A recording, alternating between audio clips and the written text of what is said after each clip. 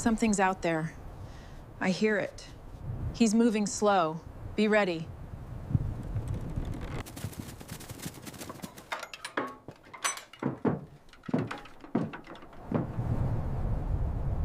The storm came without warning. One moment the sky over the Montana Pass was pale gray, the kind of cold afternoon light that sits low and flat in late October. The next the wind shifted hard from the northwest, and the temperature dropped 10 degrees in the space of a breath. The horses felt it before the passengers did. The lead pair began pulling against their harness, ears flat, hooves finding less purchase on the muddy trail as the first sheets of rain came sideways off the mountain. Clara Ashwood was sitting on the left side of the coach, third seat back, with a worn leather satchel pressed between her knees and a book she had not opened in 2 hours sitting face down on her lap. She was not reading. She had not been reading since they crossed the last ridge and the trail began its descent into the valley.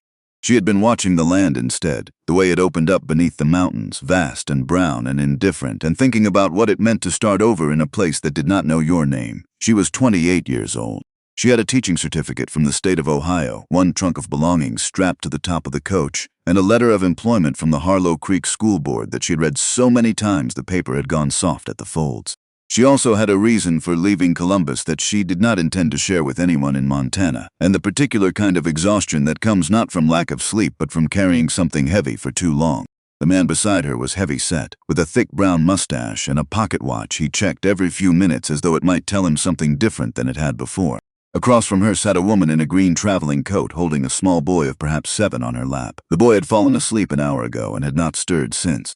At the far end of the bench, pressed against the opposite door, a thin older man with wire-rimmed glasses read a newspaper with the focused intensity of someone trying very hard not to think about the road.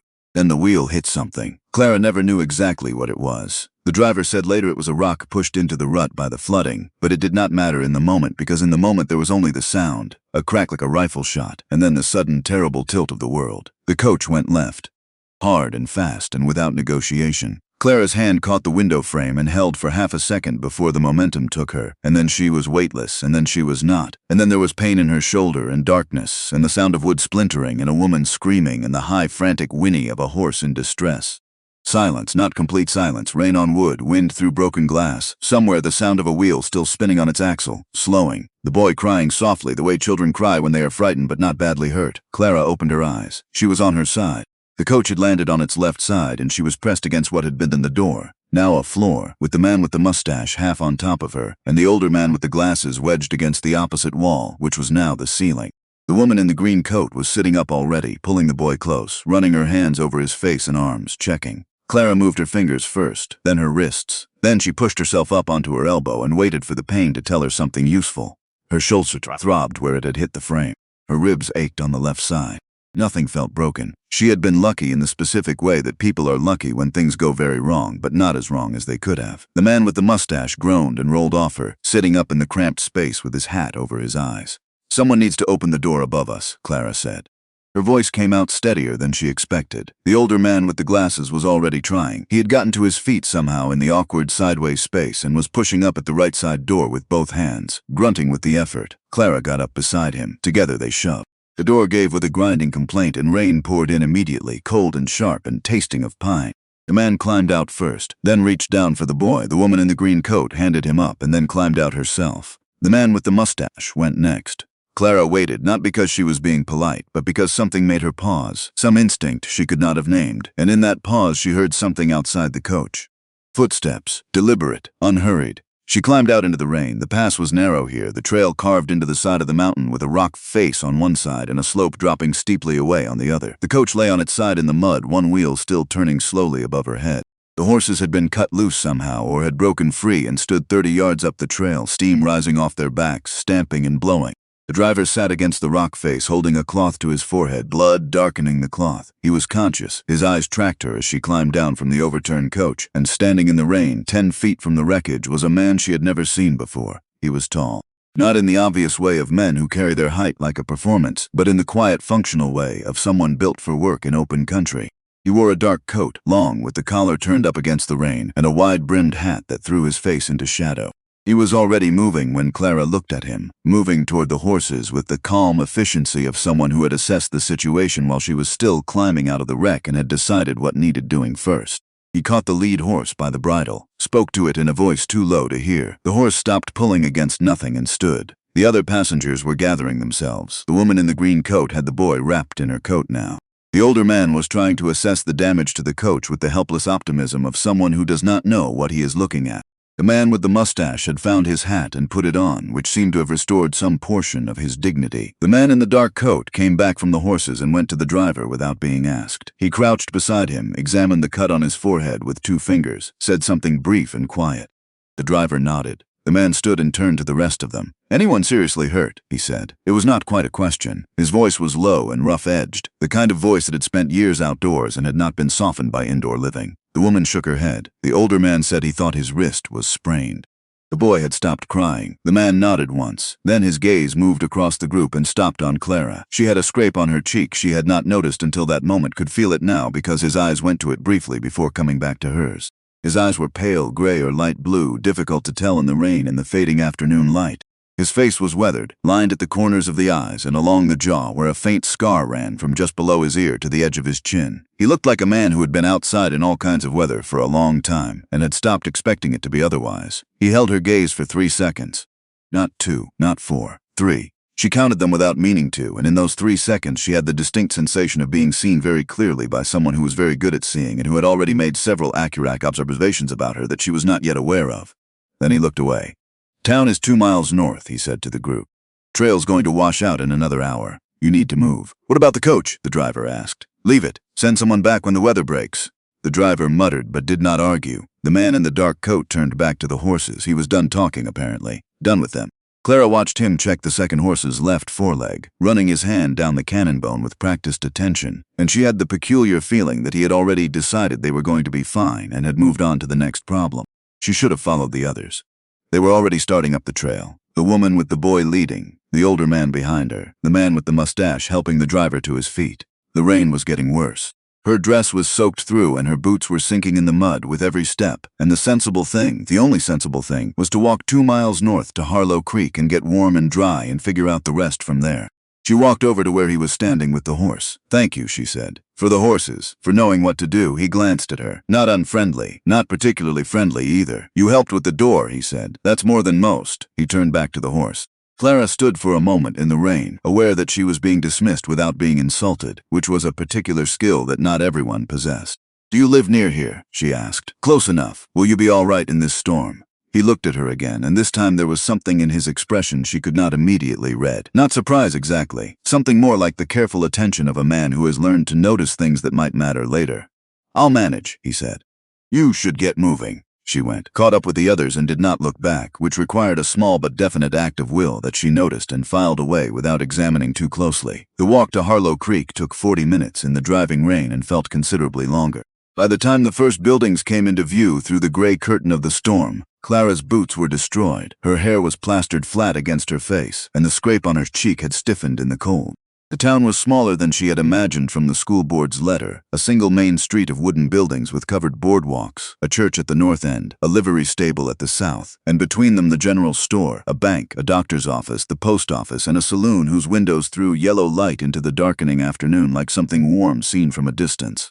The driver led them to the saloon. A heavy-set woman with iron gray hair and the composed authority of someone who has managed crises before looked them over once, took stock, and began giving orders. Coffee appeared. Blankets were produced from somewhere. The woman with the boy was taken to a back room. The driver sat down and allowed someone to look at his head. The older man's wrist was wrapped. The man with the mustache found a whiskey and a chair and seemed to believe the worst was over. Clara sat near the wood stove and wrapped both hands around a tin cup of coffee and let herself be warm. She was still sitting there, starting to feel something like herself again, when the man appeared at her elbow. He was perhaps 50, trim, with a neat gray beard and the kind of expensive coat that looks deliberately understated rather than accidentally so. He had a way of standing that suggested he was accustomed to rooms adjusting themselves around him rather than the other way around. "Miss Ashwood," he said and smiled. "I'm Edmund Voss. I own the general store here in Harlow Creek, among other things. We've been expecting you. I'm sorry your arrival was so unpleasant." Clara looked at him. Something small and precise moved through her, not quite alarm, just the registering of a detail. She had not told anyone in the saloon her name. "I wasn't aware anyone was expecting me specifically," she said carefully. Voss smiled again. "Small town, Miss Ashwood. Word travels. The school board wrote to tell us the new teacher would be arriving this week. When the stage came in short a coach and full of bedraggled passengers, it wasn't difficult to identify you as the one with the teacher's satchel. It was a reasonable explanation. It sat slightly wrong, the way a picture hung not quite level sits wrong, but she could not have pointed to the exact degree of error. She let it go. She was tired and wet, and she had 2 miles of mud still in her boots. Voss arranged everything. A room at the boarding house run by Mrs. Aldridge 2 doors down. A promise to show her the schoolhouse in the morning. An introduction to Sheriff Dalton Hare, who appeared at Voss's side with the smooth timing of someone who had been waiting just outside her field of vision. Hare was lean and angular, with a badge that caught the lamplight and hands that never quite stopped moving, adjusting his belt, touching the brim of his hat, tapping 2 fingers against his thigh. "Miss Ashwood," Hare said. "Terrible business with the coach. Glad you made it in safe. Thank you, Sheriff. You need anything while you're settling in, anything at all, my office is right across the street."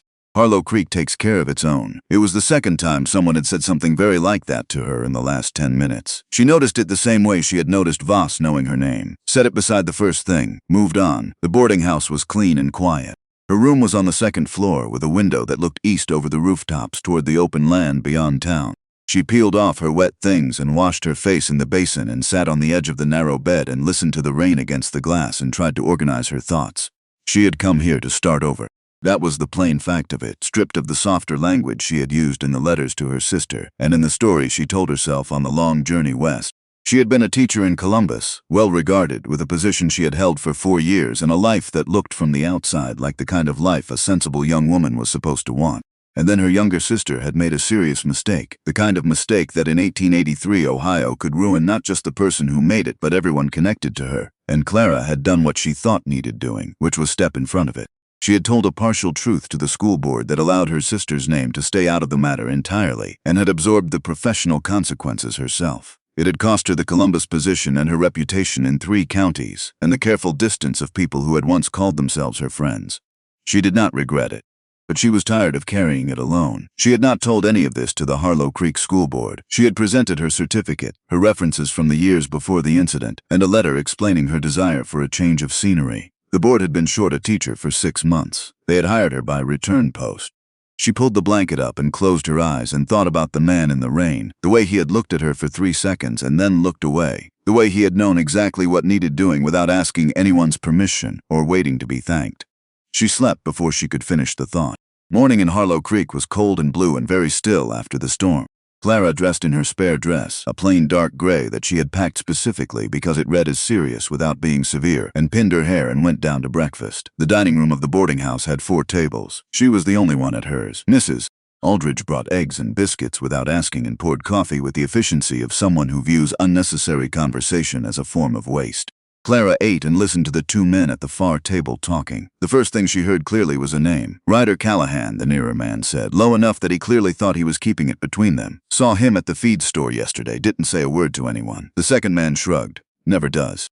Heard he was out at the pass last night. Pulled some people out of a wrecked coach. That sounds about right for him. Shows up, does what needs doing, disappears. You think he'll ever sell to Voss? The second man was quiet for a moment, turning his coffee cup in his hands. Callahan? No. That man would rather burn than sell to Voss, and everyone in this county knows it.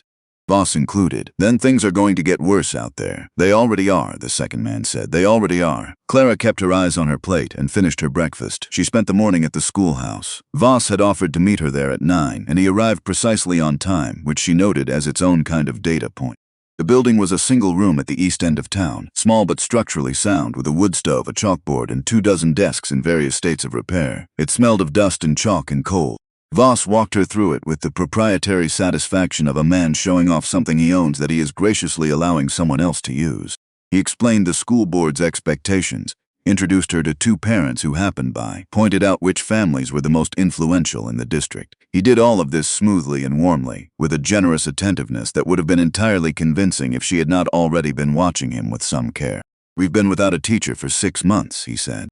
"The children are behind. I know you'll get them caught up quickly." He paused at the door. "Oh, and I wanted to mention something. An opportunity. I've been thinking about building a proper school. 2 rooms, a real library. Something the district can be genuinely proud of. I'd need the right person to run it. Someone the community respects."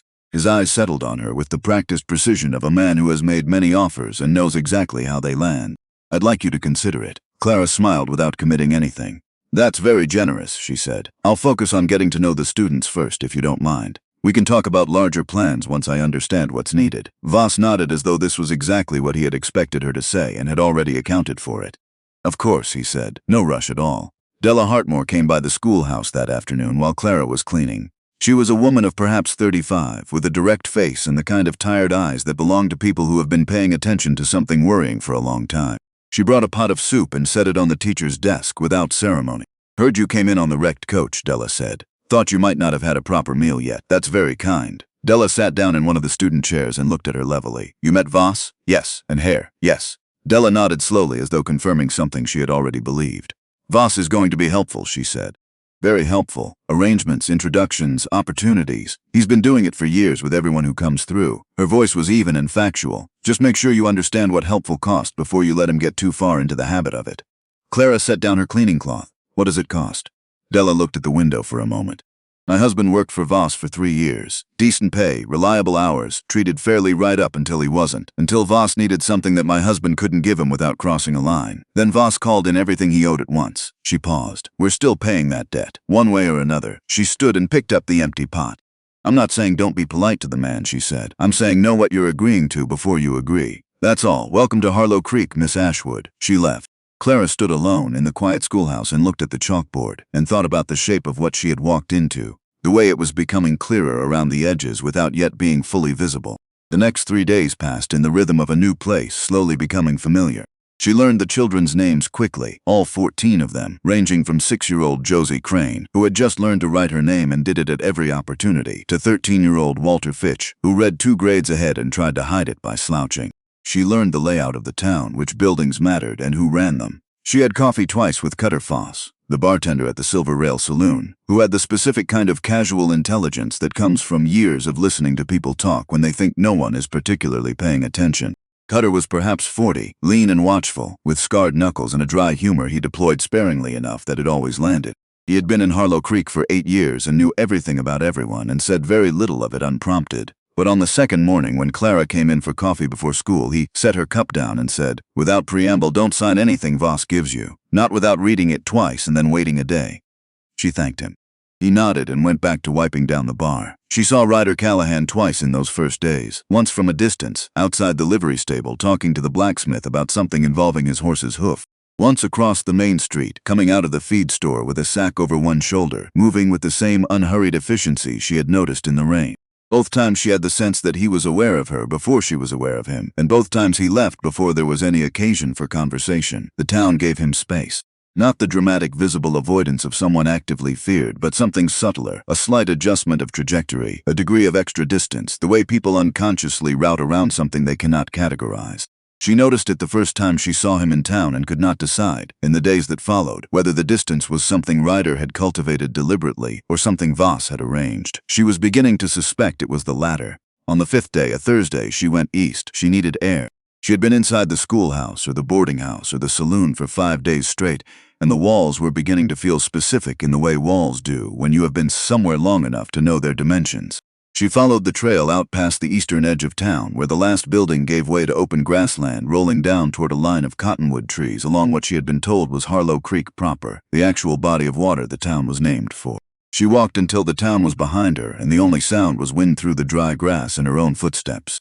That was when she saw him. Ryder Callahan was 50 yards away, working on a section of fence line where 2 posts had gone down in the storm. He had his coat off despite the cold, sleeves rolled to the elbows, and he was resetting the near post with a methodical attention that suggested he had done it many times and did not require thinking about.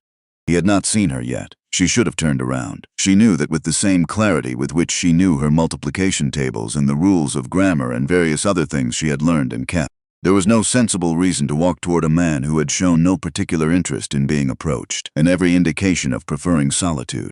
She walked toward him anyway. He noticed her when she was perhaps 20 feet away. He straightened without hurrying, set down the post driver, and watched her come the rest of the way. He watched her come without shifting his weight or adjusting his expression, simply present in the way certain people are present, who have stopped performing calm and simply have it. Mr. Callahan, she said. Miss Ashwood, he said. His voice carried the same quality it had had in the storm, low measured, with the slight roughness of someone who did not use it excessively. She stopped at a conversational distance and looked at the fence he had been working on. How did you know my name? She asked. We haven't been introduced. He looked at her steadily. Small town. People keep saying that to me, she said. It seems to cover a wide range of situations. Something shifted in his expression. Not quite a smile, but in the same neighborhood. He considered for a moment. Then he said, Voss knows your name. Voss talks to Hare. Between them, they know everything that comes into this town before it arrives.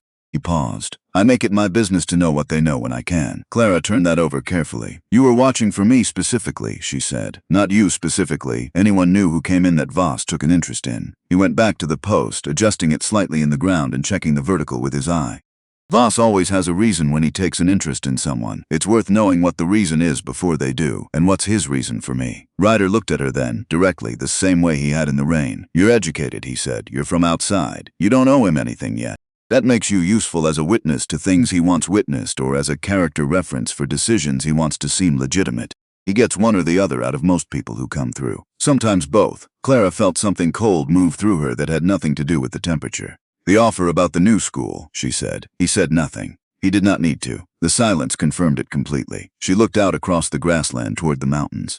The light was going flat in the late afternoon, the way it did out here an hour or two before dark, turning everything the same muted gold. The accident at the pass, she said. She said it carefully, watching his face. Sheriff Hare was there. Ryder went very still. He was there before it was reported, she continued. I noticed it at the time that he arrived too fast. I didn't understand it then, but he was there before we had sent anyone for help. Ryder was quiet. The wind moved through the grass around them. When he finally spoke, his voice was even, but something underneath it had changed. When was the last time you were somewhere that felt genuinely safe? He said. The question surprised her enough that she answered it honestly. Ohio, she said. 4 years ago. He nodded once, as though this confirmed something he had already suspected. Go back to town, he said. Don't tell anyone you came out here. Don't tell anyone we talked. She studied him. Are you warning me? He picked up his coat from the fence post and put it on. I'm asking you to be careful, he said. There's a difference. She walked back to Harlow Creek, slowly, turning everything over. The wind was picking up behind her, pushing from the north, carrying the smell of more rain. She thought about Hare at the pass. She thought about Voss with her name already on his lips. She thought about Ryder's stillness when she had mentioned it. The stillness of someone hearing a suspicion confirmed that they had been carrying alone for a long time. By the time she reached the edge of town, the light had gone gray and the first drops of the evening rain had begun to fall. Voss's dinner invitation arrived the following morning, a handwritten note delivered to the schoolhouse just after the children had settled into their seats. A small gathering, it said. Saturday evening. The most prominent members of our little community. I do hope you'll join us. Della's words moved through her. Know what you're agreeing to before you agree. She wrote back that she would be delighted to attend. Saturday came cold and clear, the sky washed pale blue after 2 days of rain. Clara dressed with deliberate simplicity, the dark blue dress, her hair pinned straight, nothing that could be read as trying too hard in either direction. She walked to Voss's house on the north end of town, which was exactly as large and well appointed as she had expected. 2 stories, painted white, with a wide porch and lamps burning in every window. Hare was already there when she arrived, standing near the fireplace with a glass in his hand. The banker, a man named Aldous Prentice, sat across from him, watching the room with the patience of someone accustomed to waiting for opportunities to present themselves. A couple named Whitfield ran the town's only hotel, and they sat together at one end of the dining table. At the other end, Voss's sister, a sharp-eyed woman named Constance, watched Clara come in with the focused attention of someone conducting an assessment they have been looking forward to. Dinner was roast beef and good wine, an easy conversation that moved from topic to topic with the practiced fluency of people who have had this kind of dinner many times and know where all the comfortable ground is. Clara listened more than she spoke. She answered questions when asked, said nothing that committed her to anything, and watched the room. Voss waited until the dessert course. I've been giving more thought to the school expansion, he said, setting down his fork. I want to be frank with you, Miss Ashwood. I've heard very good things about your work this week. The parents are impressed. The children are responding well. He smiled in the way of someone who knows he is about to make an offer you will find difficult to refuse. I'd like to discuss moving forward more quickly on the new building. 2 full rooms, a library, a proper teacher's house on the property. Clara met his eyes. That's a significant commitment. Harlow Creek is growing. We need to grow with it. He glanced around the table, gathering the room with a look, and we need the right person to lead that growth. Someone the community already trusts. There it was, the hook, precise and smooth, almost invisible. I'm very flattered, she said, and I'm genuinely interested in what that could mean for the students. I'd need to understand the details of the arrangement before I could give you an answer. Of course, Voss said warmly. No rush at all. Take all the time you need. But his eyes said something else entirely. They said he had done this before, many times, and that he was already certain of the outcome, and that the space between this moment and her agreement was a formality he was willing to observe out of courtesy. She thanked him for dinner and left when she reasonably could. The night air was cold and sharp after the warmth of Voss's dining room. She walked back along the main street, her mind moving through what had been said and, more importantly, what had not been said, the machinery behind the offer that she had not yet been shown. She was thinking so hard she almost did not see the figure leaning against the side wall of the silver rail until she was nearly past it. Rough evening, she stopped. Her heart moved fast for a moment, and then she recognized the voice, and it steadied. Ryder Callahan stepped out of the shadow of the building. He looked at her the way he always looked at her, direct and measuring, though there was something else in it tonight. "You were watching the house," she said, "keeping an eye on things. You could have told me you were going to do that. I didn't know you were going until this afternoon." He paused. "What did he offer you?" she told him. "The school, the house, the salary." He listened without interrupting, his hands in his coat pockets, his eyes steady on her face. When she finished, he was quiet for a moment. "He offered me a similar arrangement 3 years ago," he said. "My land for a partnership stake in his lumber operation. Fair price, reasonable terms, nothing in writing that could be called coercive." He paused. "I've watched him do it to 7 other people in this county since I've been here. By the time they understand what they've actually agreed to, they're in it so deep that getting out costs more than they can afford to pay." "What did you do when he offered you the deal?" Ryder looked at her, said no, and then what happened? He smiled, not warmly. Then things started happening. Clara looked at him. Standing in the dark outside the saloon, his face half lit by the lamp above the door, he looked like exactly what she suspected he was. A man who had made a decision to stand his ground and was paying the full price of it, and had not yet decided whether the price was too high. "He's going to use me," she said. "One way or another. That's his plan. So what do I do?" Ryder was quiet. The lamp above the door swung slightly in the wind. "You could leave," he said, "before it gets complicated. Take a position somewhere else. He'd let you go. You haven't seen enough yet to be a problem." "I'm not leaving." He looked at her for a long moment. Something moved in his expression, something she did not have an immediate name for, but recognized as the thing you see in a person's face when they have revised an estimate upward. "Then be careful," he said, "about what you agree to, about what you say and to whom. About what you let him think he can expect from you. Everyone keeps telling me to be careful," she said, "you included. But careful isn't a plan. It's just a way of waiting for something to happen." Ryder said nothing. "What is he actually after?" she asked. "Not the school, not the land deals, the real thing underneath all of it." Ryder looked east toward the dark edge of town and the open land beyond it. The wind moved. "There's a water source on my property," he said. "Only reliable year-round water access for 50 miles in any direction. Whoever controls that water controls how this entire valley develops. Voss has been building toward owning this valley for 10 years. My land is the last piece he doesn't have. And you won't sell, no, even though not selling is costing you." He looked back at her. Yes, she looked at him. At the set of his jaw and the steadiness of his eyes and something she was only beginning to understand, the quality of a man who has made a decision he is going to have to keep making every single day and knows it and has not yet flinched. "Good night, Mr. Callahan," she said. "Miss Ashwood." She went inside. She lay in bed for a long time listening to the wind and thinking about water rights and the shapes that power takes when it has had enough time to arrange itself, and about a man who was standing alone against something much larger than himself because he believed the ground he stood on was worth standing on. And then near midnight, without warning, she heard the shot. A single crack from the east, carrying flat and sharp across the still night air, unmistakable and cold. She was at the window before she was fully awake. The street below was empty. The town was dark. She pressed her face to the glass and looked east, toward the open land beyond the last building, toward the cottonwood trees she could just make out against the dark sky, toward the trail that wound out to Ryder Callahan's property 2 miles away.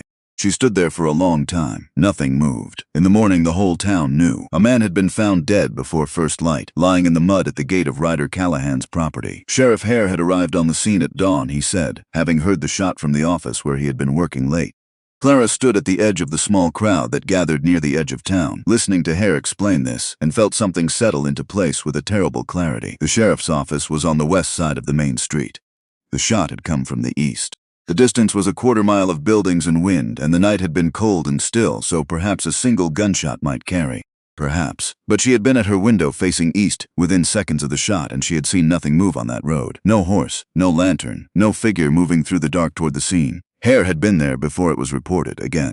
She had seen it at the mountain pass, and she was seeing it now, and she understood with the cold precision of someone watching a pattern complete itself, that this was not coincidence and had never been coincidence, and that whatever was coming next had been planned a long time ago by someone who did not intend to leave anything to chance.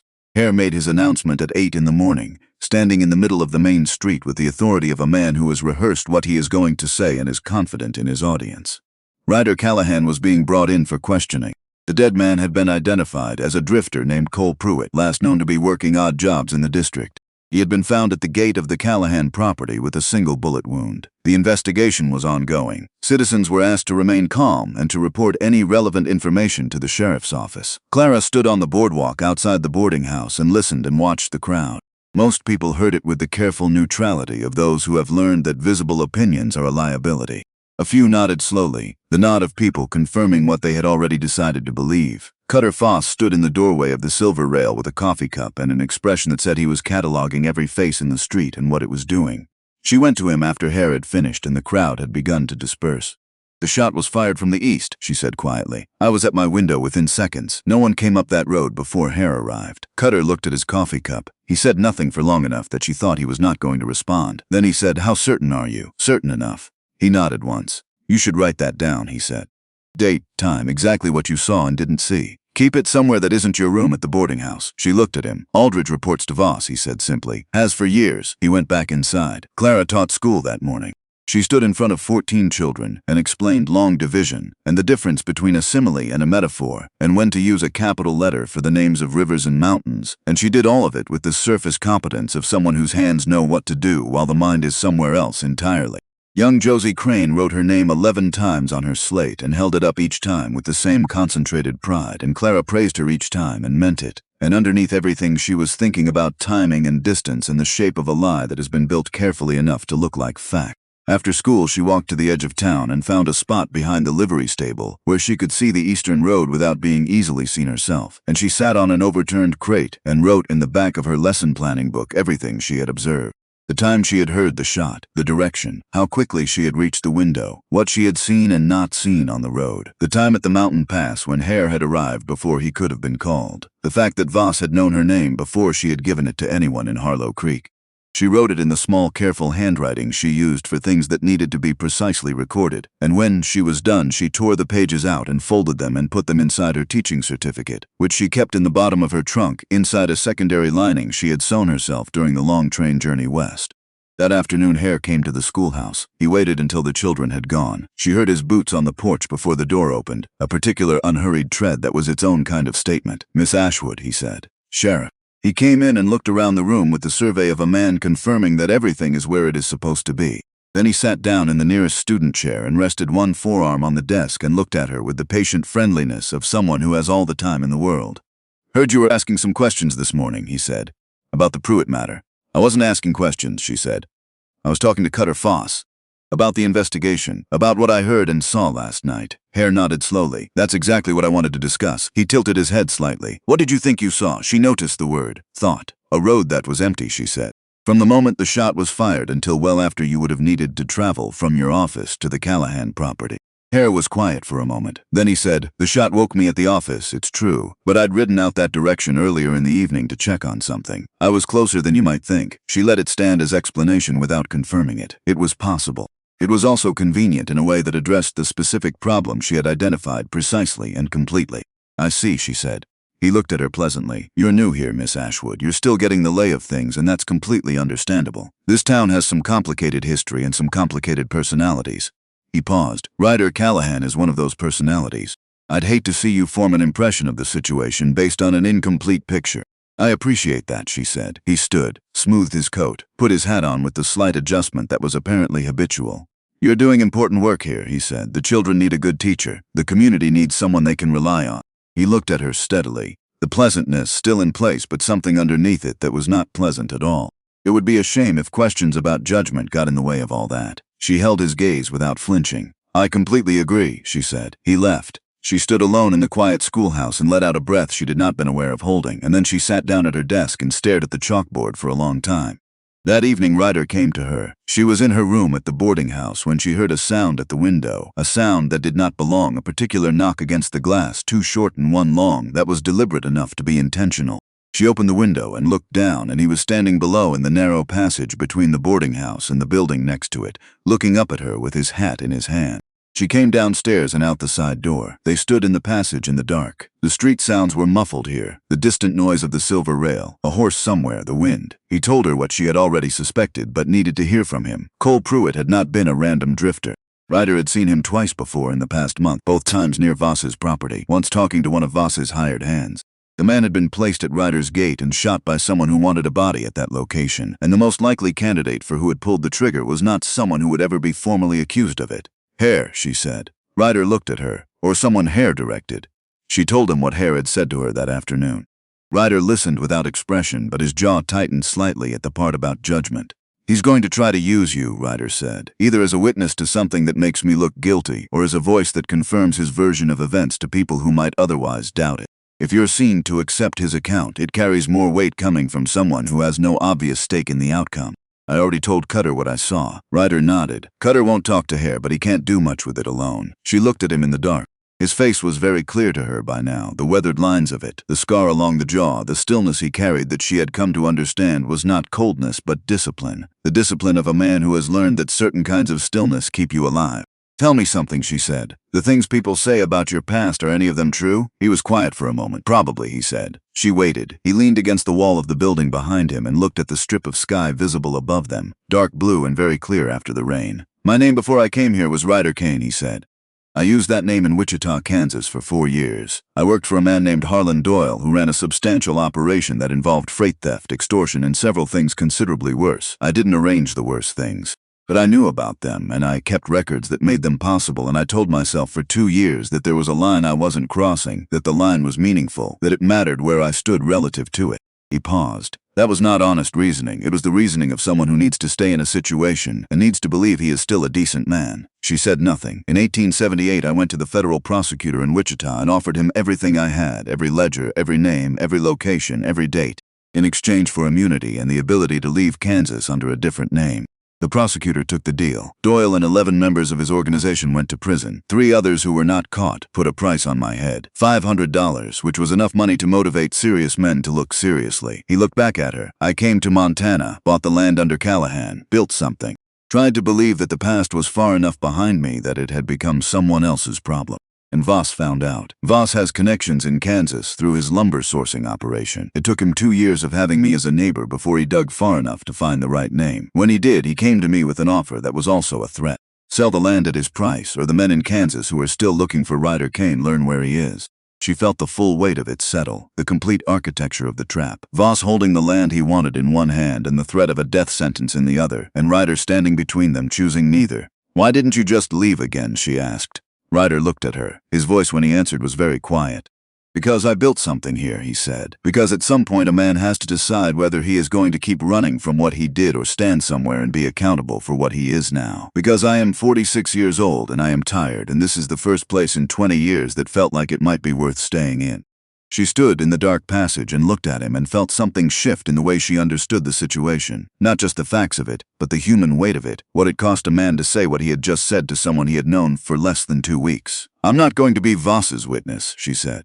I know, and I'm not going to pretend I didn't see what I saw at the pass. Clara, I need you to tell me what is actually coming, she said. Not the careful version, the real version. He looked at her for a long moment. He's going to take the land, Ryder said, one way or another. If I won't sell, he'll find a legal mechanism to claim it, a fraudulent debt, a contested boundary survey, a criminal conviction that requires asset forfeiture. Men like Hare exist to provide the legal machinery for men like Voss. The dead man at my gate is the beginning of something, not the end. Then we need to do something before he finishes building it. We, he said, yes. He looked at her with the expression she had come to think of as his most honest one, the one that was not trying to conceal anything. Get some sleep, he said. I'll come back tomorrow evening. She went inside. She lay in bed with the ceiling above her and the sounds of the town settling into night around her and thought about Kansas and immunity agreements and what it cost a person to testify against the thing they had been part of. She thought about her sister in Ohio and the partial truth she had told the school board in Columbus. She thought about the various forms that standing in front of something takes and how rarely any of them feel heroic from the inside. She was asleep before midnight for the first time since she had arrived. 10 days after the body at the gate, the barn burned. She saw the light from her window at 2 in the morning, an orange glow against the black eastern sky that was too steady and too large to be anything good. She was dressed and out the door before she was fully conscious of deciding to move. Cutter Foss was already at the Silver Rails hitching post, saddling a horse with the swift economy of someone who has done it in the dark before. I see it, he said without turning around. I'm coming. He looked at her then, assessing quickly in the way he had.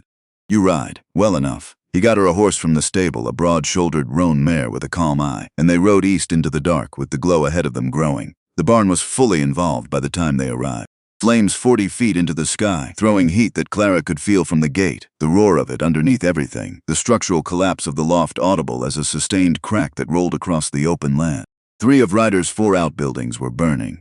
The house showed fire damage along the north wall, one section of boards blackened and smoldering, but it was still standing. Ryder was in the yard. He was upright and moving, but she could see even from the gate that something was wrong with the way he was moving. One arm held slightly wrong, his coat torn at the shoulder. 2 of his hired hands were on the ground. The third, a young man named Ellis Drum, was trying to drag the second one toward the house. Clara was off the horse before it stopped moving. She went to the nearest man on the ground, middle-aged, heavy-set, with a wound in his side that was bleeding with the steady seriousness that meant it needed pressure immediately. She looked at what she had available, her coat, her dress.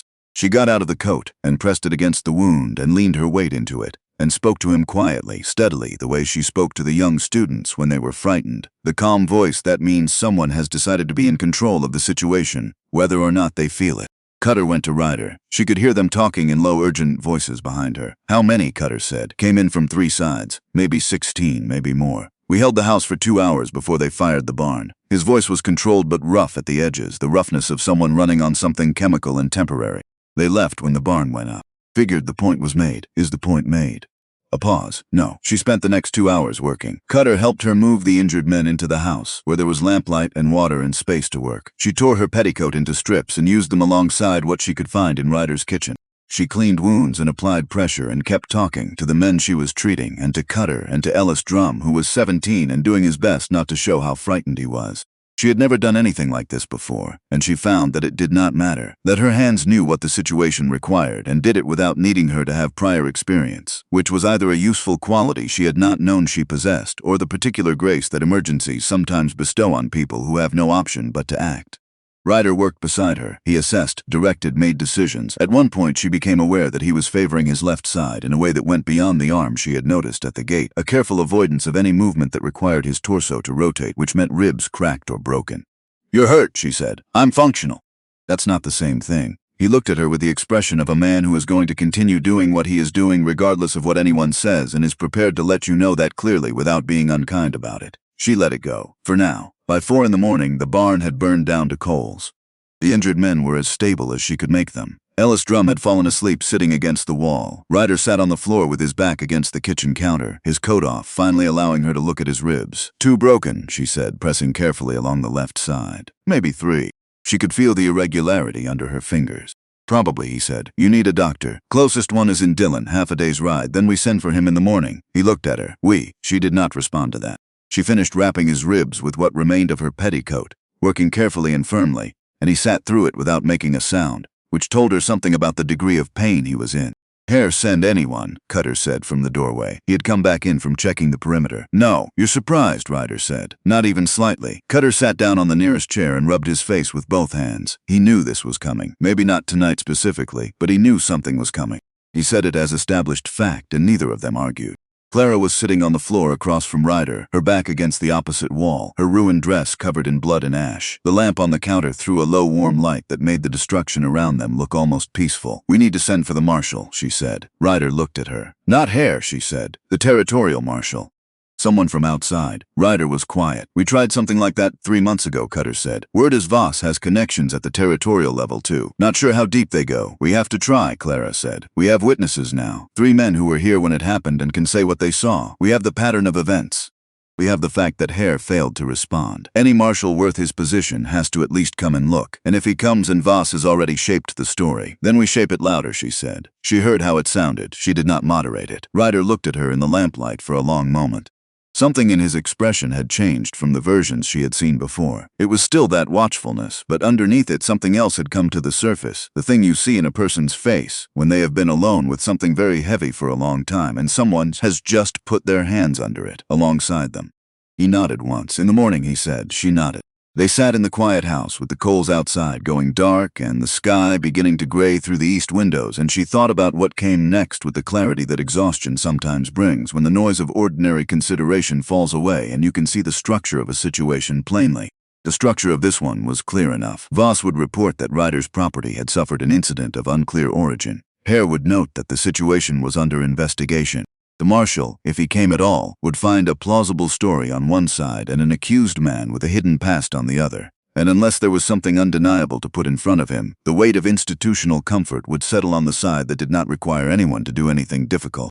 They needed something undeniable. 2 days later, when the marshal's scheduled arrival was confirmed by telegraph, Clara went to see Voss. She had thought about it for those 2 days, had argued it through with herself on every side, had considered the risks with the same methodical attention she gave to lesson plans and school board correspondence, had told herself 3 times that she would not do it, that it was too dangerous, that there had to be another way, had arrived each time at the same conclusion. Ryder did not know she was going. She had told Cutter only that she needed to speak with Voss about the school offer and that she would tell him about it afterward. Cutter had looked at her with the expression of a man who suspects something but has decided to trust the other person's judgment, which was its own form of confidence. Voss's store was quiet at mid-morning. He was in the back, going over ledgers, and he looked up when she came in with the genuine warmth of a man who considers the arrival of exactly what he has been waiting for to be evidence of his own good judgment. "Miss Ashwood," he stood, "come in, please. Can I get you something?" She sat down and looked at him directly and let herself look troubled in the way she actually was troubled, which made it easier. "I've been thinking about your offer," she said. "The school." He settled back into his chair with the patience of someone who has always known this conversation was coming. "I want to accept it," she said. "I've thought about it carefully, and I think it's the right thing for the children and for the community." Voss smiled. "I'm very glad to hear it. But I'm worried," she said, and let the worry show plainly on her face. "About the violence, about what's been happening, about whether this is a stable enough situation to build something long-term in." Voss made a small sympathetic sound. "These are reasonable concerns. I went out to the Callahan property," she said, "after the fire." She watched his face. "I wanted to see for myself." Voss went very still. "I spoke with Mr. Callahan," she said. She delivered this carefully, the way you deliver something that must land exactly right, not too hard, not too soft. "He's frightened. I don't think he'd admit it to most people, but I could see it." She paused. "I told him that the violence was going to continue whether he sold or not, that holding on was costing more than it was worth, that sometimes the sensible thing is to recognize when a fight is already over." She let that settle. "I think I may have gotten through to him. He seemed different when I left than when I arrived." Voss looked at her for a long moment, the stillness of someone processing information against a complex set of calculations. "Different how?" he said. "Quieter," she said. "Resigned, maybe. Like someone who has been arguing with himself for a long time and has finally reached a conclusion." Voss drummed his fingers once against the desk. "That is interesting," he said. "I wanted you to know because," she continued, "if he does decide to sell, I think it needs to happen quickly, before he changes his mind." She looked at him with the expression of someone sharing something in confidence. "He doesn't trust easily. If someone approaches him before he's had a chance to reconsider, while he's still in that place I saw him in, I think he'd be open to a direct conversation."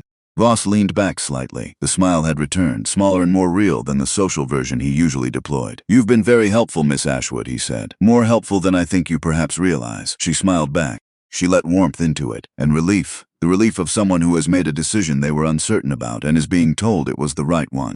"About the school," she said. "Could we perhaps draw up a preliminary arrangement?" Voss produced paper. They spent 20 minutes discussing terms, the salary, the house, the construction timeline. She asked careful questions and raised modest concerns and accepted his reassurances with the calibrated gratitude of someone being won over. When she left, she walked at a normal pace down the boardwalk and around the corner and out of sight of his windows, and then she stood against the wall of the building next to the bank and breathed for a moment, slowly and deliberately, because her hands were shaking and she did not want them to. From inside the store, through the thin wooden wall, she could hear Voss moving, the sound of his chair, then his voice low, talking to someone she could not see. She did not stay long enough to hear what was said. She already knew what was being said. She had done what she had set out to do, and now the clock was running, and there was not much time before whatever Voss set in motion arrived at Ryder's gate. She went to Cutter and told him everything. He listened without expression and then said, "How long do you think we have?" 2 days, she said, "maybe less." He nodded and went to find the others. That evening they set the trap. Ellis Drum rode out to the 2 neighboring properties whose owners had privately told Ryder they would stand with him if it came to a direct confrontation. Cutter sent word to 3 men in town, including the blacksmith, a former army man named Conrad Briley, who had been watching the situation for months with the patience of someone waiting for the moment when intervention becomes necessary rather than premature. Ryder organized the positions at the property, the remnants of the barn wall that provided cover on the east side, the house windows that gave lines of sight to the gate and the main approach, the shed to the north that commanded the back trail.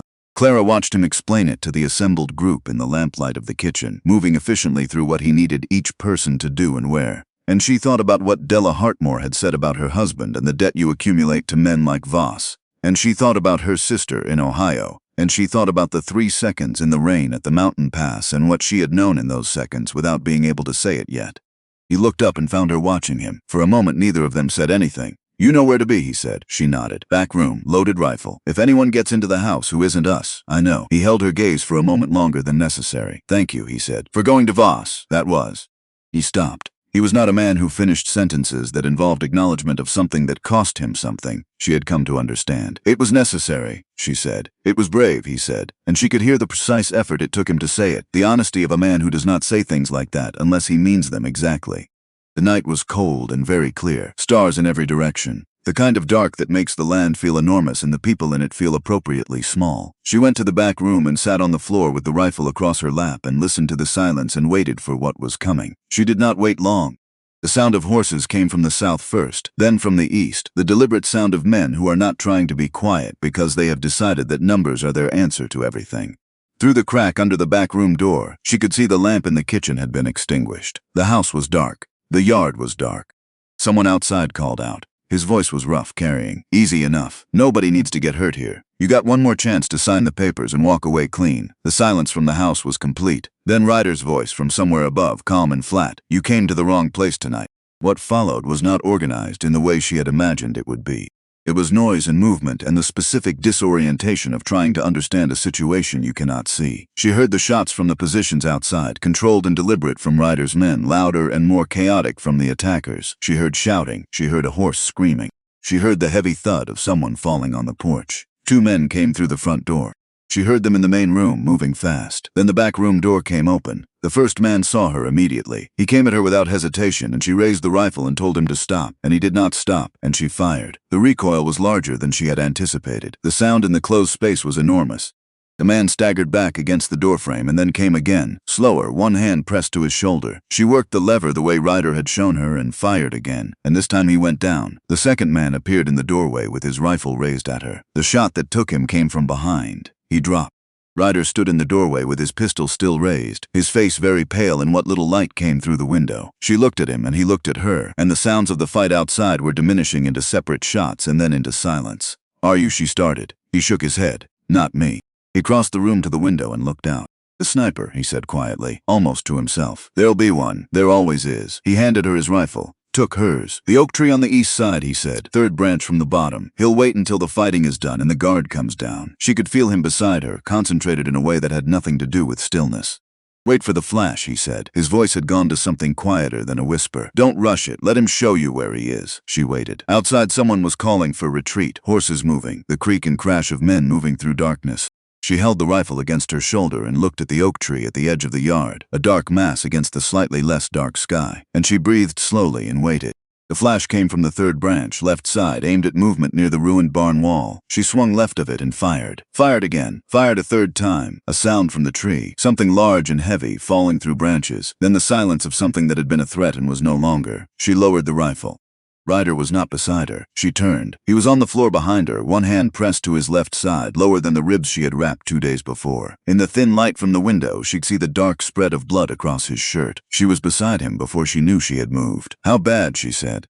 His voice when he answered was careful, the way voices get careful when the speaker is managing something that requires all available attention. "Bad enough," he said. That was all. She got her hands over the wound and pressed and spoke to him in the calm voice she had used for the injured men 2 nights before. The voice that means someone is managing the situation, and she did not let herself think about anything except the immediate requirements of the next 10 minutes. Cutter came in, looked at the floor, looked at her. "Get the others," she said. "And someone needs to ride for the doctor in Dillon." He was already moving. She stayed on the floor with her hands on the wound and Ryder's eyes on her face, and outside the night was going quiet in the way nights go quiet after violence, the heavy silence of a place where something irreversible has happened, and the world has not yet caught up to what it means. "You got him," Ryder said. His voice was very quiet. "Be still," she said. "The sniper. You got him." I said, "Be still." His hand came up and covered hers, briefly, before the effort became too much and it fell back. She kept the pressure on the wound and breathed evenly and waited for the sound of boots on the porch. And she did not allow herself to think about what she would do if the doctor did not arrive in time, because that was not a thought that was useful to anyone in this particular moment. The lamp came back on in the kitchen. Someone was building up the fire. Outside, Cutter's voice organized now, taking stock of what the night had produced. Marshal Ford was due in Harlow Creek in 2 days. Voss had known he was coming. Whatever story Voss had prepared would be waiting for the marshal when he rode in, polished and consistent and backed by the authority of the man who owned half of everything in the county. She thought about that, kneeling on the floor in the lamplight with her hands over Ryder's wound, and she felt with complete clarity that the question of whether they could tell a truer story than Voss was not a question she was willing to leave unanswered, whatever it cost. The doctor arrived from Dillon at mid-morning, a compact man named Aldous Reeve with steady hands and the unsentimental efficiency of someone who has worked too long in places where sentiment is a luxury. He examined Ryder on the kitchen table, asked 3 precise questions, and went to work without preamble. Clara and Cutter waited on the porch. The morning was cold and very clear, the clarity that comes after violence the same way it comes after storms, the air washed clean and the light sharp on everything. The yard showed what the night had produced. Scorched ground where a torch had been dropped, dark stains in the mud near the gate, the ruined wall of the barn catching the early sun on its blackened timbers. 6 men had not left the property under their own power. 3 were dead. 3 had wounds serious enough to require attention and were being held in the shed under the watch of Conrad Briley, who sat on a crate outside the shed door with a rifle across his knees and the expression of a man who has decided to be somewhere and intends to stay there. Cutter sat on the porch steps and drank coffee and said nothing for a long time. Clara sat beside him and watched the yard and thought about the marshal arriving in 2 days, and what that arrival would mean depending on what had already reached him before he got here. "He's going to be all right," Cutter said finally. It was not a question. "The doctor seems competent," she said. "Reeve's the best in 200 miles. He's seen worse than this." Cutter turned his cup in his hands. "The question is whether all right is enough, whether Ryder can be on his feet and coherent when Ford rides in, or whether Voss gets to shape the entire story before anyone on our side can say a word." Clara looked at the gate. "Voss is going to say this was a dispute between ranchers that got out of hand," she said. "He'll say Ryder provoked it. He'll have documents supporting whatever he needs to support, and Hare will corroborate everything. And the men we have in that shed will say whatever they think saves them from hanging, unless someone gives them a better reason to tell the truth." Cutter was quiet. "We need Ada Monroe," she said. She had been thinking about it since before dawn, turning it over while she kept pressure on the wound and waited for the doctor, and by now it had the settled quality of something decided. The lawyer from Helena. She took McKittrick's case 2 years ago against the Territorial Mining Consortium and won. She works for reasonable rates when she believes in the matter. You know this how. Della Hartmore's brother-in-law used her for a land dispute last spring. Clara looked at him. "Can you get a message to Helena today?" Cutter stood up and went inside without answering, which she had come to understand was his way of saying yes. Dr. Reeve emerged at noon.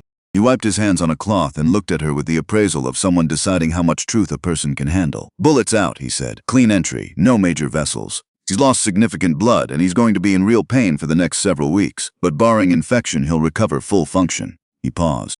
"He needs to stay down for at least a week. No riding, no exertion, nothing that puts strain on that side." Clara nodded. "He's asking for you," Reeve said. There was something in his voice that was not quite clinical neutrality, a slight adjustment that suggested he had formed an opinion about the situation that he was choosing not to express. She went in.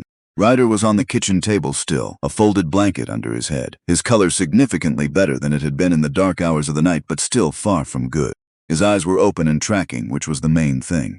She pulled a chair up beside him. He looked at her for a moment without speaking, which was characteristic enough that she found it steadying. "The men in the shed," he said. His voice was rough but clear. "What's their condition?" "2 will be fine.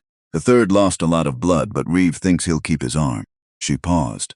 "They're going to be the most important witnesses we have when Ford arrives." Ryder's jaw tightened slightly. "Ford's going to want to know who ordered the attack. The men in the shed can tell him, if they talk." "We're going to give them reason to," she said. He looked at her with the expression that meant he was listening carefully. "They're facing serious charges," she said. "Conspiracy, assault, arson, potentially worse depending on how Ford categorizes the deaths. If they cooperate fully, name Voss explicitly, provide specifics that can be corroborated, they have an argument for reduced charges. If they don't cooperate, they absorb everything." She met his eyes. "Men facing the possibility of hanging make practical calculations when someone explains the calculation clearly.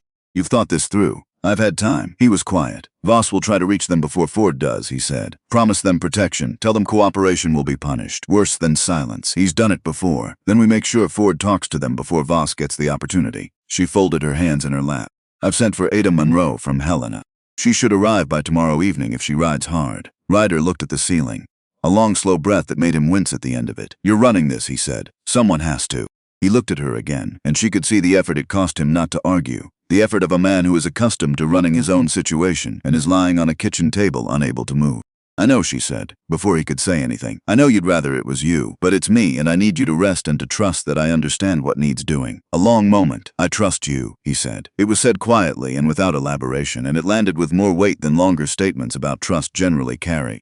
She stayed another hour, until he slept. Then she went back to the porch and sat with Cutter and Conrad Briley, who had come up from the shed to join them, and they worked through what needed to happen before Marshal Ford arrived. Ada Monroe rode in the following evening on a gray horse she had clearly pushed hard. Her dark coat rode dusted, and her expression the focused attention of someone who has been briefed and has been thinking about the briefing for 6 hours in the saddle. She was perhaps 40, with sharp, observant eyes and a way of entering a room that suggested she was already measuring it for what it could be made to do. She spent 2 hours with the documents Clara had assembled, the pages from the lesson planning book transcribed clean and dated, Cutter's observations recorded in his precise hand, Della Hartmore's written account of her husband's experience with Voss, the timeline of events from Clara's arrival at the mountain pass to the previous night. Then she spent an hour with the prisoners in the shed. When she came out, her expression had not changed, but there was something in the set of her jaw that had. "The youngest one will talk," she said. She sat down at the kitchen table across from Clara and Cutter. "His name is Harlan Speck. He's 22. He was recruited 3 weeks ago at the saloon in Dillon by a man he knows as Tanner, who works directly for Voss. He was told the job was intimidation only, that nobody was supposed to get badly hurt, that Voss paid well and took care of people who kept quiet." She paused. "He is now aware that the situation has evolved beyond what he was told to expect and that the legal consequences have evolved accordingly. He's willing to give us Tanner's full name, the location where the crew was assembled, and a description of the conversation in which Voss's name was explicitly used." Cutter let out a slow breath. "Is it enough?" Clara asked. "It's a start," Monroe said. "It establishes the connection between Voss and the attack. It gives Ford something to work with beyond one man's word against another's. But Speck's testimony alone won't convict Voss. Voss will say Speck is lying to save himself, and a good defense lawyer will make that argument effectively. We need corroboration. Something independent of the men who were directly involved." "What kind of corroboration?" Monroe looked at her steadily. "Something documentary. Voss is a businessman. Businessmen keep records. The payment to Tanner and his crew came from somewhere, and somewhere there is a record of it. A ledger, a bank withdrawal, a receipt." Cutter was quiet for a moment. Then he stood up and put on his coat. "Give me until morning," he said, and went out.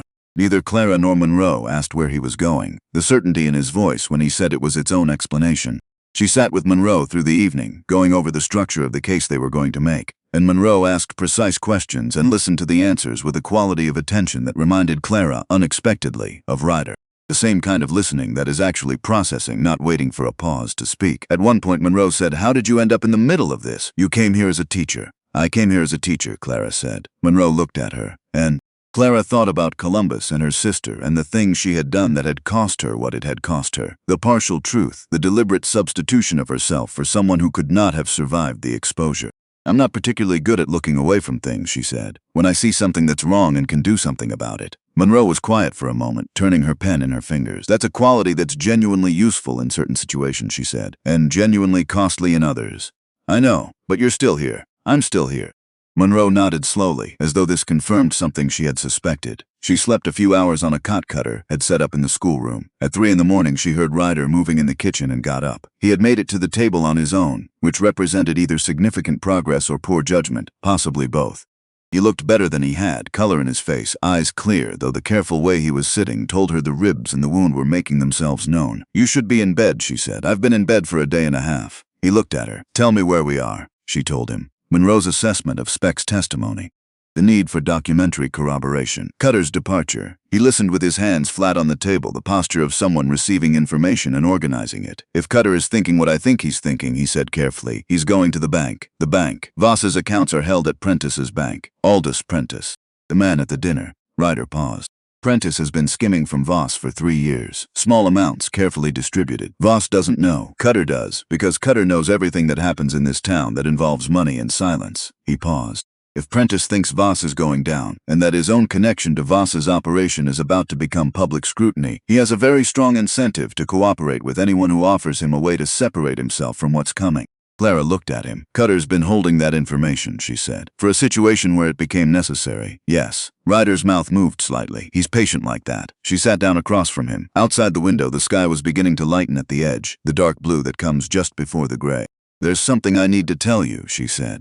"About tomorrow. About the hearing." He looked at her. "Monroe wants to put your Kansas history into the record," she said, "not to expose you. To establish Voss's motive for trying to force you out." She paused. "If we can show that Voss knew who you were and was using that knowledge as leverage, it reframes everything.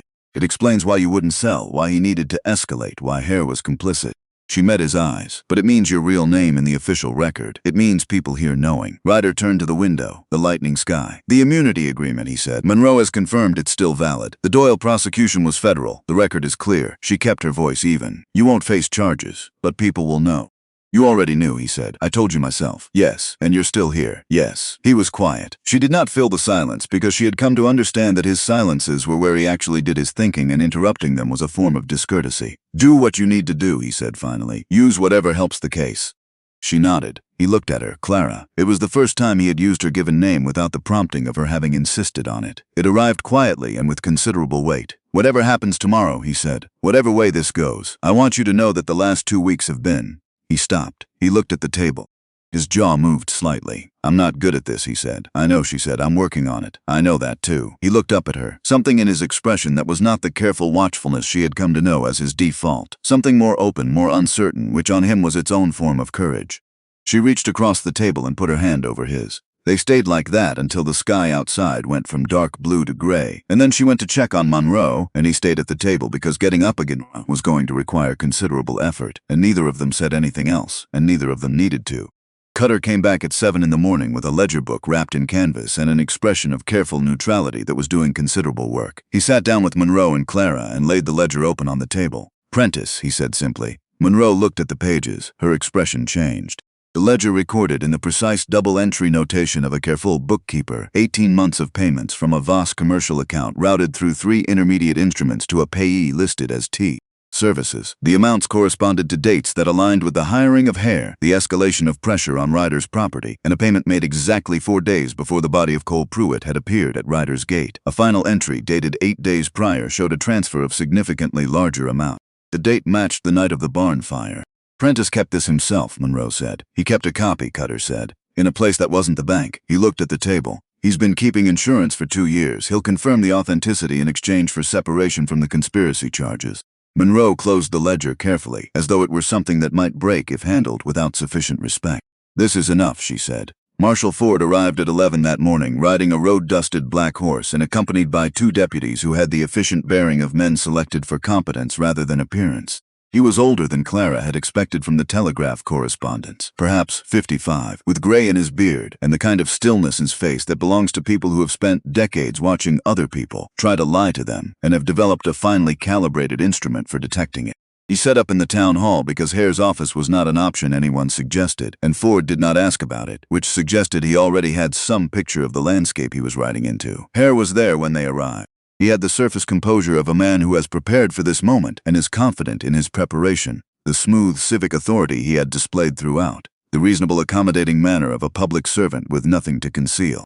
He shook Ford's hand and offered his office's full cooperation and managed to position himself at Ford's right hand with the practiced ease of someone who has learned that proximity reads as alignment. Ford let him stay there and gave nothing away. The hearing was not a trial. Ford was explicit about that from the beginning.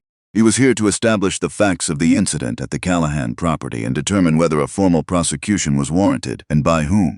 He would hear from all relevant parties. He would ask his own questions. He would not be rushed. He questioned Hare first. Hare was fluent and organized. He described the events of the previous weeks as a property dispute that had escalated due to Callahan's intransigence, characterized the barn fire as possibly accidental given the presence of multiple armed and agitated parties, and expressed appropriate official regret about the casualties while making clear that the situation had been complicated and that responsibility was not straightforwardly assignable.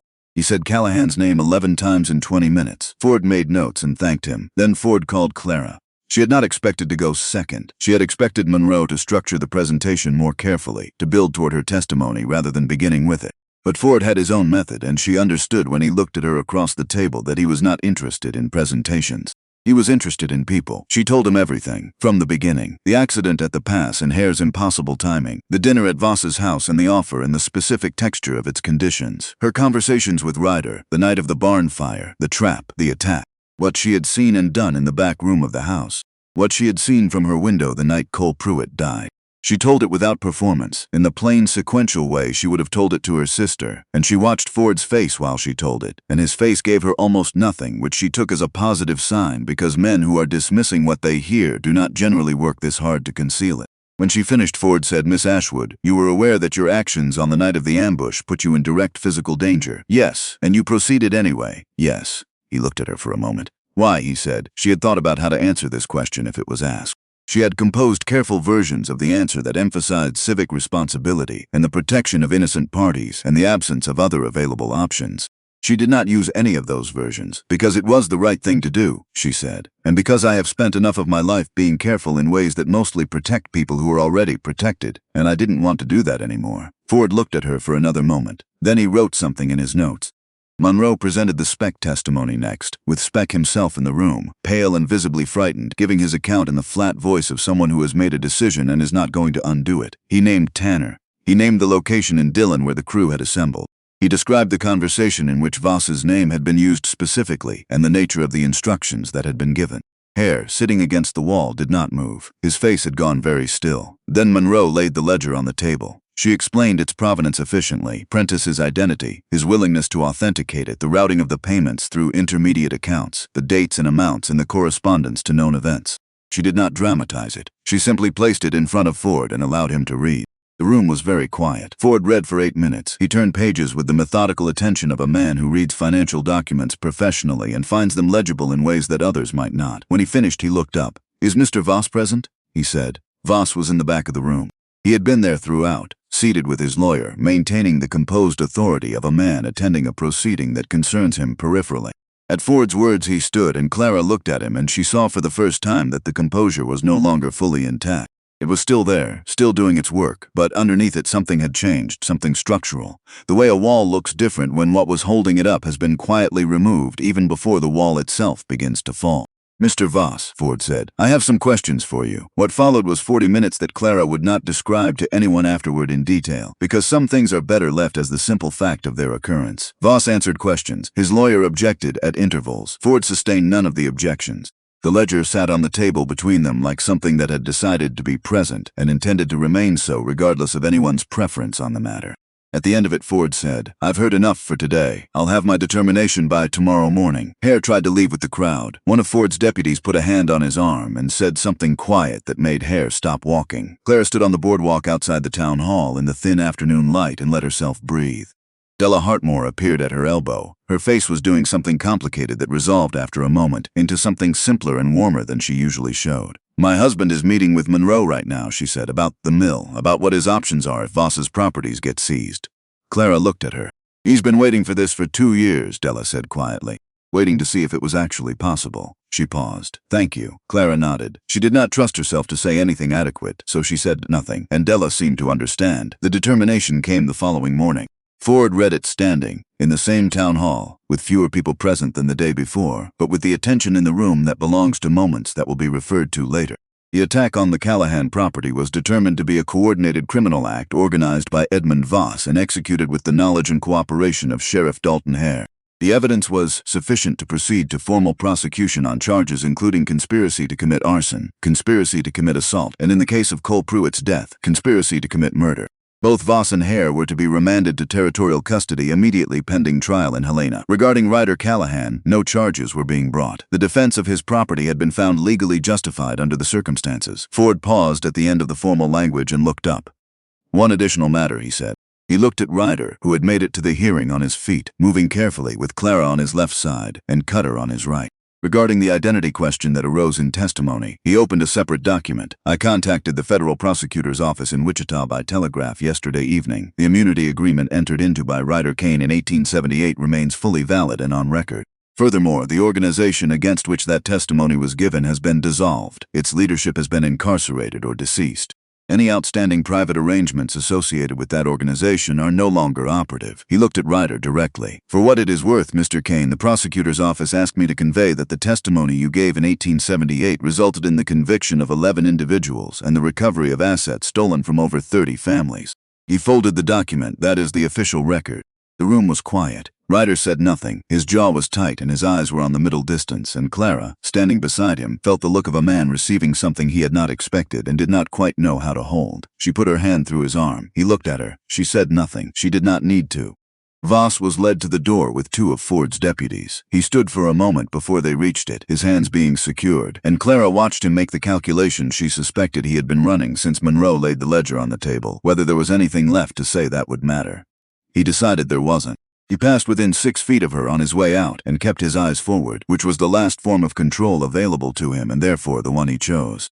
Hare was escorted separately. He was white-faced and very still, all the practiced authority stripped away, and what was underneath it was smaller than she had expected. Outside, the afternoon had gone golden with the late autumn light that turns everything briefly beautiful before the cold closes in. Cutter was on the boardwalk with a bottle and 4 cups. He poured without ceremony and handed them around. Conrad Briley raised his cup. To people who stand when they could walk away, he said. They drank.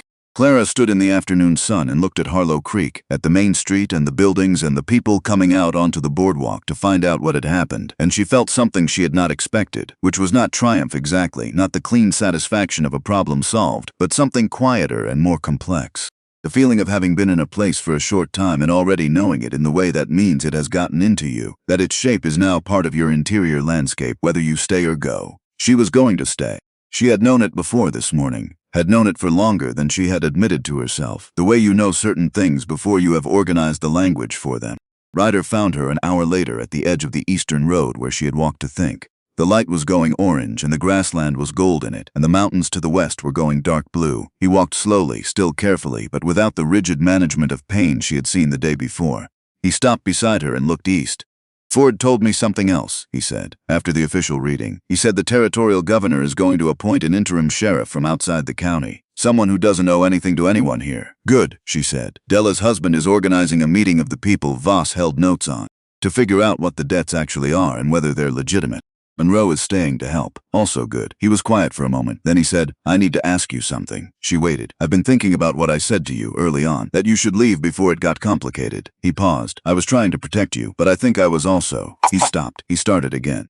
I've been doing things alone for a long time, making decisions alone. It's a habit that gets hard to break even when breaking it would be the right thing. He looked at her. I'm telling you because I want to be honest about it. About the fact that I'm not naturally good at including people in things. And that I'm aware of that and intend to work on it. Clara looked at him. That is the most words I've heard you say at one time, she said. Something moved at the corner of his mouth. I've been working up to it. She turned to face him fully. The light was very good on his face right now. The weathered lines of it, the scar along the jaw, the pale eyes that she had spent 2 weeks learning to read. I'll tell you something in return, she said. I came here running from something, a situation in Ohio that I handled in a way that cost me what it cost me, and that I don't regret, but that I was tired of carrying by myself. She paused. I wasn't planning to tell anyone here about it. I was going to be the new teacher, with the clean record and the unknown past, and start over as a version of myself that didn't have that weight on it. She looked at him steadily. I don't want to do that anymore. I don't want a version of myself that doesn't include what I've actually done and been. I want the whole thing, even the parts that are heavy. Ryder looked at her for a long moment. What happened in Ohio, he said. She told him. All of it. Her sister and the mistake and the partial truth she had told and what it had cost her, the position, the reputation, the people who had chosen distance.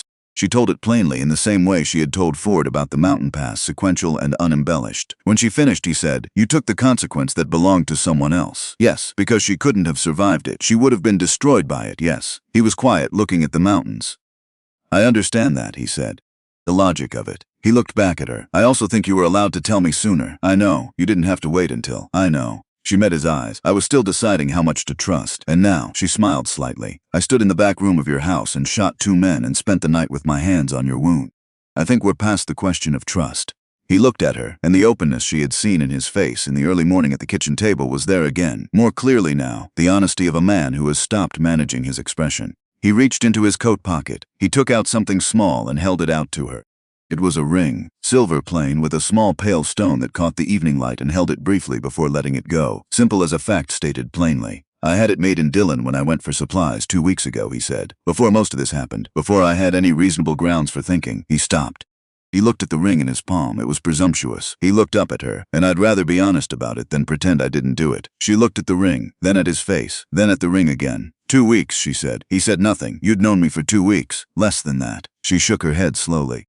A man who doesn't talk to anyone in town for 3 years. I know how it looks. It looks like you made a decision very quickly for someone who makes decisions very slowly. He looked at her with perfect seriousness. It wasn't quick, he said. I've been making this decision my whole life. I just didn't know what I was waiting for until the coach went over at the pass.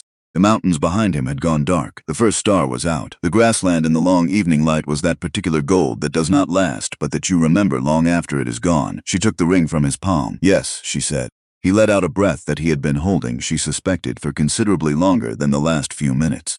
She put the ring on and looked at it in the evening light, the simple silver circle on her finger, and felt the particular solidity of a thing that has been decided and cannot be undecided. The ring was cold from being in his pocket, and it warmed on her finger in the evening air, and that seemed like the right way for things to start. They were married 6 weeks later in the new schoolhouse, because it was the largest building in Harlow Creek, and the only one that did not carry Voss's fingerprints anywhere on its lumber. Della Hartmore stood with Clara. Cutter stood with Ryder. The ceremony was performed by the circuit preacher who came through every other month, a deliberate man who read the words as though he meant them and did not add anything superfluous, which suited everyone present. The whole town came, or near enough to it that the distinction did not matter.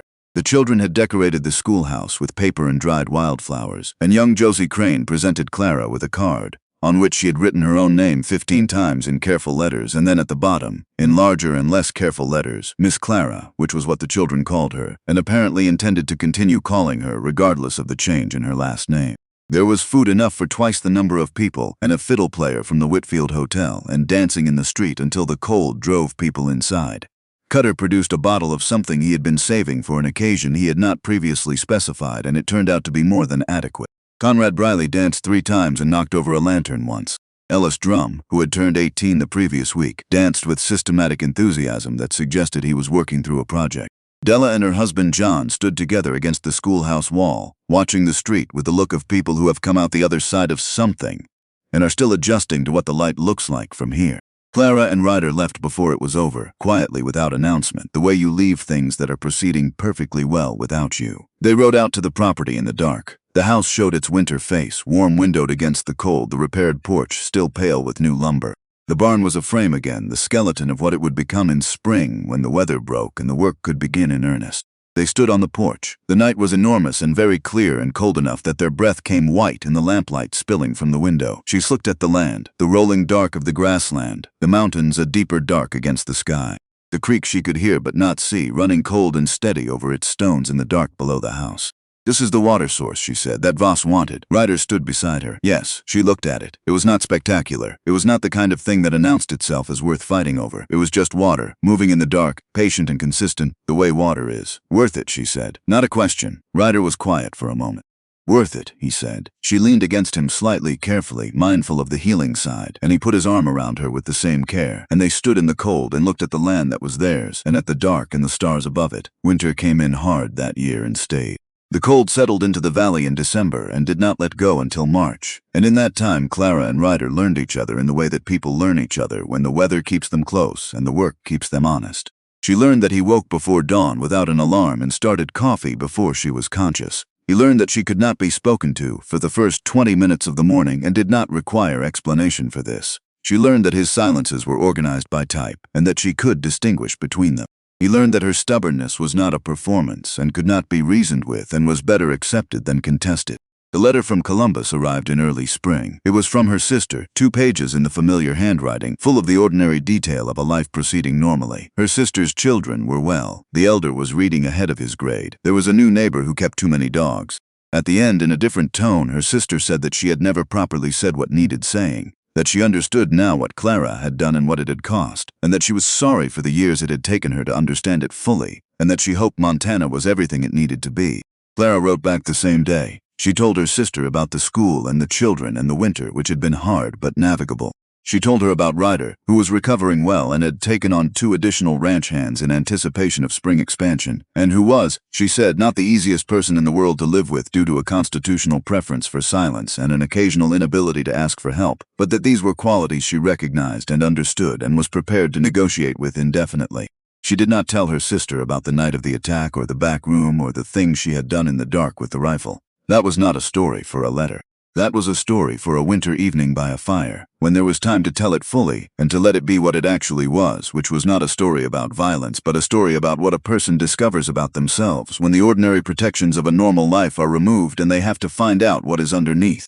She sealed the letter and walked it to the post office in the bright, cold morning, passing the schoolhouse where she could hear the children inside already, the productive noise of young people applying themselves to something that matters. At the end of April, Ryder found her reading on the porch in the last of the afternoon light, which had turned warm enough to sit in for the first time since October.